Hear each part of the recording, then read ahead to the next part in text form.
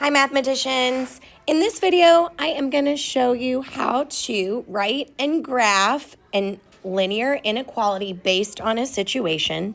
And in our current situation, we have a homeowner.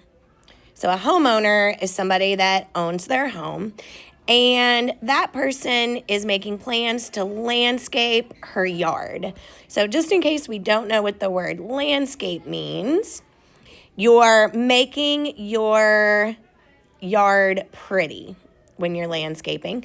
And landscaping can be a lot of different things, but what this homeowner is doing, first of all, is she is installing grass, and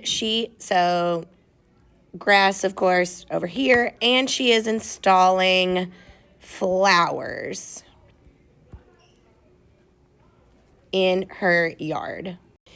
And I know that there's a lot of words here and it can feel like a lot, but if you know what to look for, the process for writing an inequality is going to be relatively manageable for you because they all kind of follow a pattern. So I'm looking, and of course, I am being asked to write an inequality. And an inequality is going to involve one of these symbols. And usually what you need to look for in the problem is some kind of limit. And by limit, I mean something along the lines of, I need to make this much money, or I can't work more than 20 hours a week. Something that puts some kind of a limit on the situation. Well, in this case, our limit is this lady's budget, because what does the word budget mean? The budget means how much money she has to spend. So for the project, she has $3,000. So our limit in this case, which is going to be represented by our inequality, is the fact that she can't spend more than $3,000. So one side of my inequality can be the amount of money that she spends, which I'll address that portion in just a second. And she could spend all of her money. So if I look at my inequalities, remember that if she does spend all of her money, so $3,000 exactly, that means the amount she spends could be equal to $3,000. So we need that little half and equal to sign for this inequality.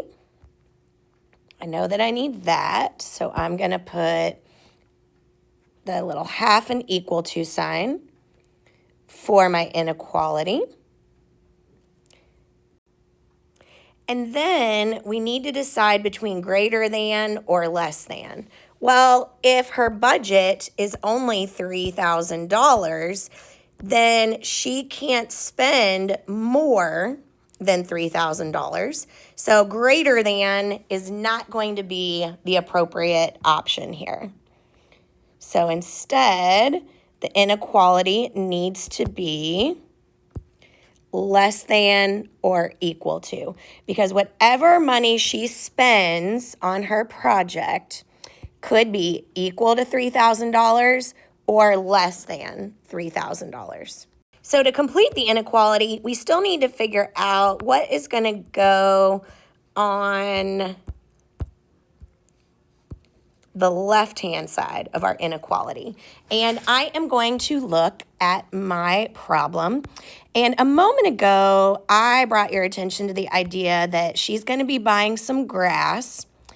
And it does tell us that grass costs $2 per square foot. But it doesn't tell us how much grass she bought. So because we don't know how much grass she bought, we have got to use a variable to represent grass. So if I look at my graph that was provided in the problem, notice here it says the word grass, So they've already labeled our axis for us, and this is your x-axis. So that means that we are going to, because grass was here along the x-axis, that means that we are going to use the variable x to describe the grass.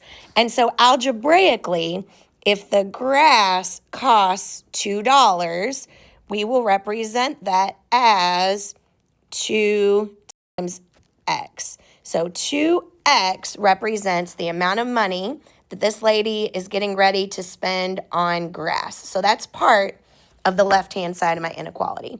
Now, she's not just buying grass, she's also buying flowers, as we indicated in the previous, a moment ago. So she's also buying flowers, and it tells us that flowers cost $12 per square foot, but it doesn't tell us how many flowers she actually bought. So just like the grass, we have to use a variable. And notice here, flowers are on my graph, and they're along my graph on the y-axis. So that means that I'm going to use y to represent flowers. Sorry, making that kind of messy. And so algebraically, we're going to represent that as 12y. And we need to add those together because we need to add the amount of money she's going to spend on grass plus the amount of money she's going to spend on flowers, and it must be less than or equal to $3,000. So this is the inequality that we are going to use to represent this situation. Now to the graph. So what we're going to do is we are going to figure out what our x-intercept is. So the x-intercept is where the graph is going to hit the x-axis.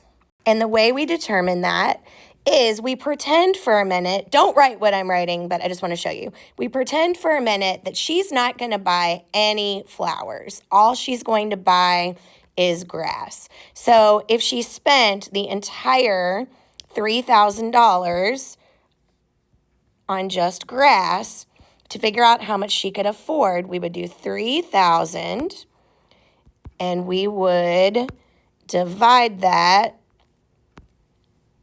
by 2. And 3,000 divided by 2 is 1,500. So that means we're going to put a coordinate right here on the x-axis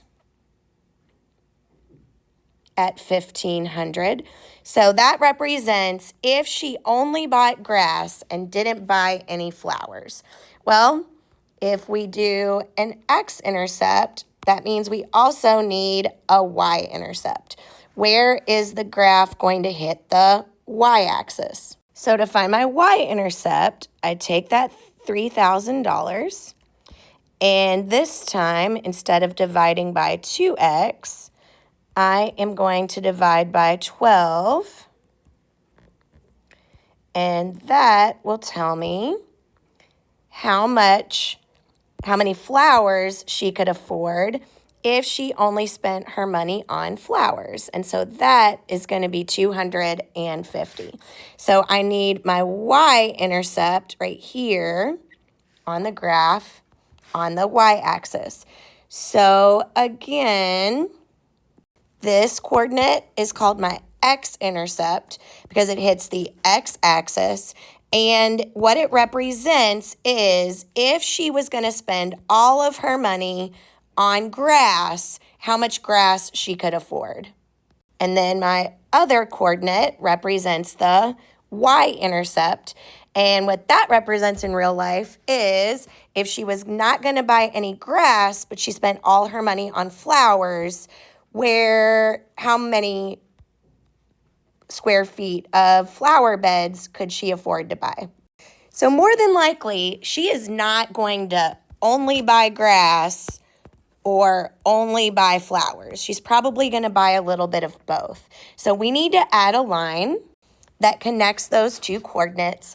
And what this line represents is all the possible combinations of flowers and grass that she could buy and max out her budget. So for example, I'm going to place a coordinate here. So this is what we call a solution because it does fall on the line. And what does this solution represent? Well, if I look straight down, it lines up here with the 800. It lines up over here with 125. So what that solution means, and so what that solution represents is the idea that she can buy 800 square feet of grass because it lines up with the 800 and 125 square feet of flowers because it lines up right here on the y-axis. It is important to note that anything that falls on this line, so anything that falls on the line, so anything here represents the maximum she can use for her budget. That means that if she decides to buy any combination of flowers, because there's a lot of them, so any combination of flowers or grass that fall on the line means that she has used every dime of that $3,000. But remember, she doesn't have to spend all $3,000. She could also spend less than $3,000. So we learned in a previous lesson about shading when you're graphing an inequality. And because she could spend less than the maximum, that means that we are going to shade underneath the line. And so we have solutions to this situation on the line, but also anything in the shaded region is also a solution, okay? The difference is if it's on the blue line, she's used the maximum of her budget. She has used every dollar that she can possibly spend. But if we use a possible combination in the pink, this means that she is under her budget. So anything in the pink shaded region, she can still afford to buy that combination. So for example, she could buy if I use this one as an example, she can afford 200 square feet of grass, and she can afford 100 square feet of her flower bed, and she can still come in under budget because it is underneath the blue line, which represents her maximum budget.